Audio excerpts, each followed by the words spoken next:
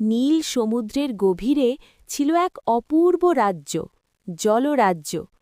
সেই রাজ্যের সবচেয়ে সুন্দর জলপরীর নাম ছিল নীলাঞ্জনা। তার লম্বা নীল চুল, ঝলমলে চোখ আর সুরেলা কণ্ঠে পুরো সমুদ্র মুগ্ধ হয়ে থাকত। নীলাঞ্জনা ছিল অন্য জলপরীদের থেকে আলাদা।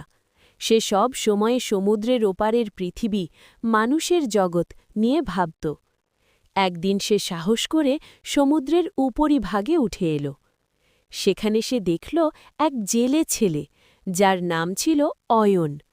অয়ন গান গাইছিল, আর সেই গান শুনে নীলাঞ্জনার মন ভরে গেল।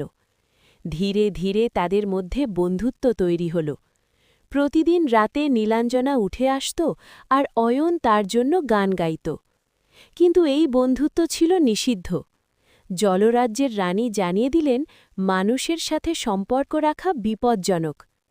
একদিন ভয়ঙ্কর ঝড় এল। অয়ন তার নৌকা নিয়ে মাঝ সমুদ্রে আটকা পড়ে গেল। নীলাঞ্জনা নিজের জীবনকে ঝুঁকিতে ফেলে তাকে বাঁচাতে এগিয়ে গেল। সে তার জাদু শক্তি দিয়ে ঝড় থামানোর চেষ্টা করল। অবশেষে অয়ন বেঁচে গেল, কিন্তু নীলাঞ্জনা তার সমস্ত জাদুশক্তি হারিয়ে ফেলল। সে আর সমুদ্রে ফিরে যেতে পারল না। অয়ন তাকে নিজের গ্রামে নিয়ে এলো। যদিও নীলাঞ্জনা আর জলপরী রইল না, কিন্তু সে পেল এক নতুন জীবন, ভালোবাসা আর সাহস।